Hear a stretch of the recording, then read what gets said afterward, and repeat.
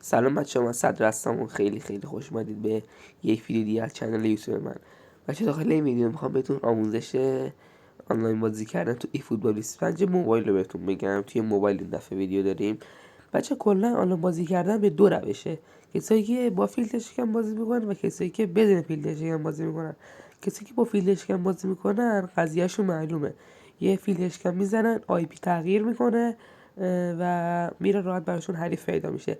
ولی کسایی که بدون فیلتر شکن بازی میکنن مثل همراه اول و مخابرات فقط الان داره جواب میده که اونم قبلا خوب بود، الان دیگه زیاد جواب نمیده و الان بیشتر دارن با فیلتر شکن آنلاین بازی میکنن.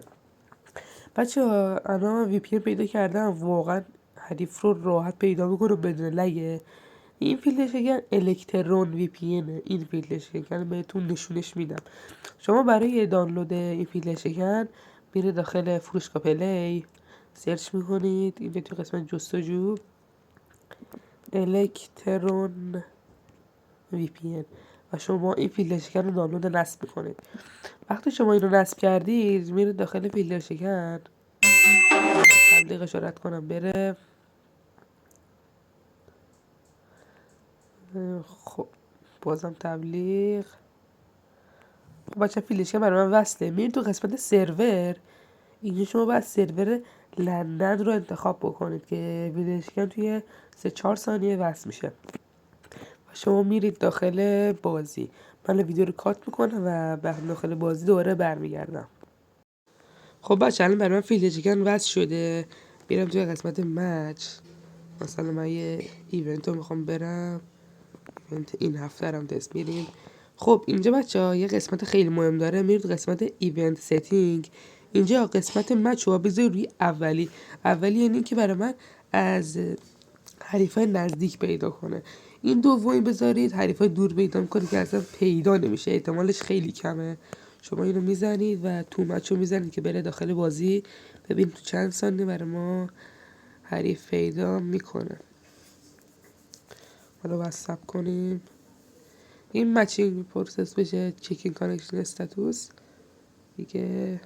بله الان برای ما حریف پیدا شده و میخواد به ما کانکتش کنه حریف رو. ببینیم وصل میشه یا نه، پیدا میشه یا نه، که برای من همونجوری اولی حریف پیدا کرده. حالا شما باید تست کنید. من همه اپراتورها رو تست کردم، همراه اول تست کردم، ایرانسل هم تست کردم، وایفا هم تست کردم، همه اینا کار کرده. ببینیم حالا حریف این دفعه پیدا میشه یا نه. بله اینجا دیدی که برای ما پیدا شد. روی پروست میزنید. بچه ببخشید به خاطر صدا من سرما خوردم. حالا بازم گفتم در جریان باشید. خب ما اینم بلغک بازی جدید کنامی. خب اینجا اینم ترکیب تیم ما، اینم ترکیب تیم حریف. ما حالا مهم نیست، حالا میخوایم بریم فقط ببینیم بازی لایک میزنه یا نه. و من چه دارم رکورد میکنم، خود رکورد کردنم یه قسمتی از سی پی یو رمو اشغال میکنه.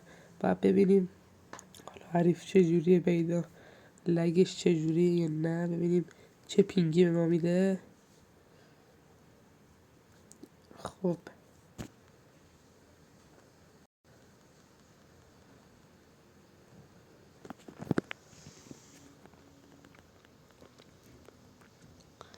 وایسیم تا بازی بیاد.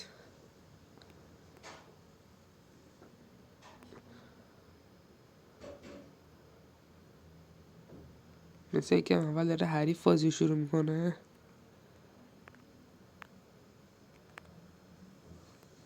من یه تا نصف نیمه اول رو براتون رکورد میکنم و فقط به شما نشون بدم که بازی زیاد لگ اصلا پینگ بسی. ببینید همه پاسا تک ضرب میرسه به مقصد.